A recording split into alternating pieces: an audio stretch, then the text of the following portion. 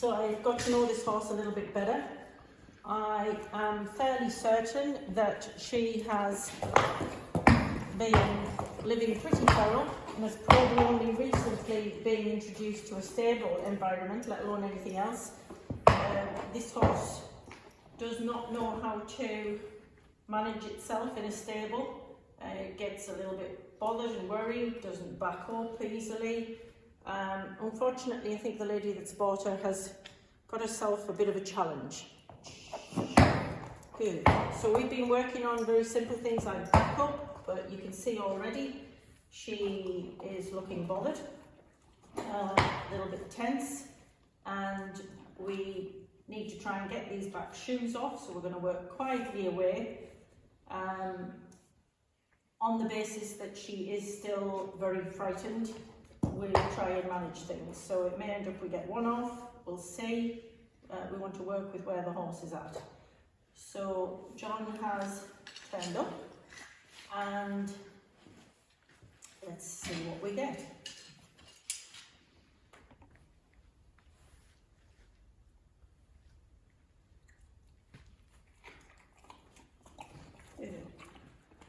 Somebody did comment watching one of the videos that did the horse feel trapped against the wall, because obviously I'm blocking the way at the front.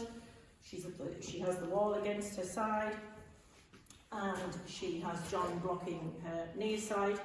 It's a very good question, and we would pick up on that sort of thing. That's not something that I've picked up on this horse. Good. So I'm going to just, I forgot to grab a carrot. But she seems much more relaxed at the moment. And the only thing we've done this week is pick up feet just as we were, trying to improve her confidence because she does like her feet on the floor. But so far, her demeanour is much improved from last time.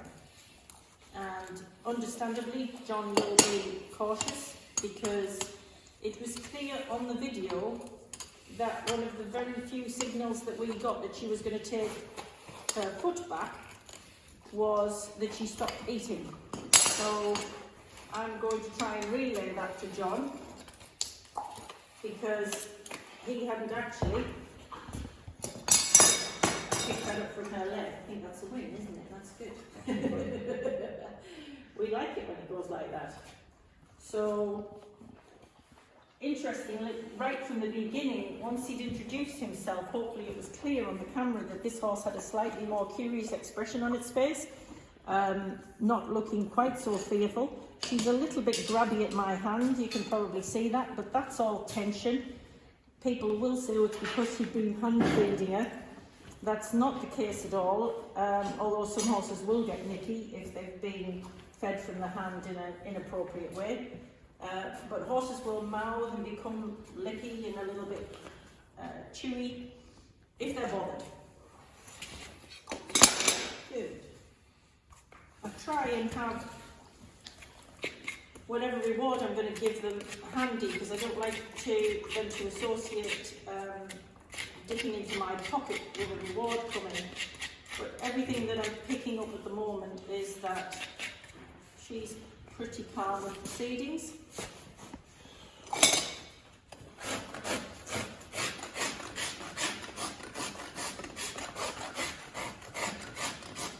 And John will be positioning himself. We're hoping for good responses and good behaviour, but John has to protect himself. For farriers, an injury is seriously impactful on their livelihood, and so they need to make sure that, I don't know whether you saw that, but she went to nip. I'm going to grab myself a carrot for the next one just so that I can avoid that. She can take her angst out on a carrot. It's an unfortunate state of affairs that we still have this problem in this country where people will pull a horse or pony out of a field. This one has bred at least 6 foals from the research that we've done. So she's been dragged out of the field, probably having been semi-feral most of her life, they will have backed her and ridden her away, and she's clearly just had these shoes on to sell.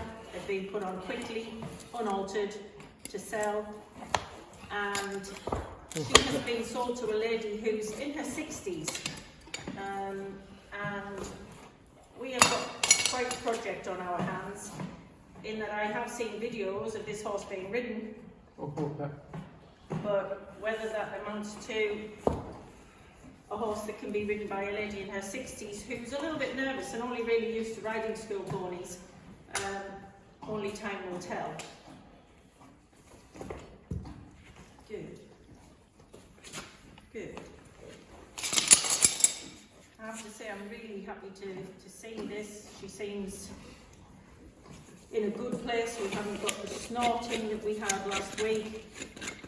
All of that would tell us that this horse was just dealing with new experiences or potential memories of a poor new experience when she had these shoes put on. The back shoes have come off a lot easier than the front shoes did as well. Because he pulled the nails out first. Because I could get all of the nails. Last week they were, for a bad farriering job that had gone over time, they were well and truly stuck on.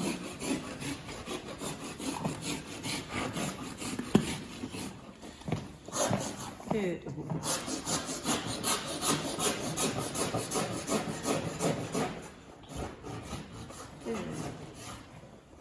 I guess it'll be interesting, because we could do with just running the rasp around these front ones. I know you'll be joyous about that.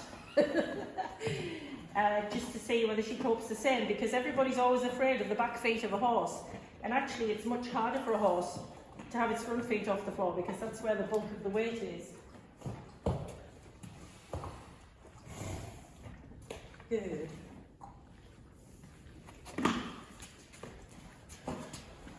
Good. But again, much happier demeanour, seems calmer.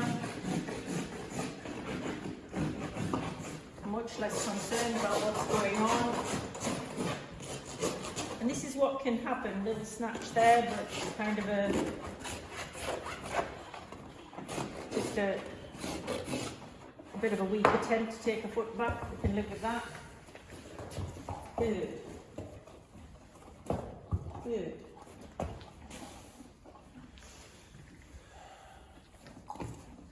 I don't know whether you could see on camera, but that was the last foot that she put to the floor, so therefore it's an easy foot for her to pick up again.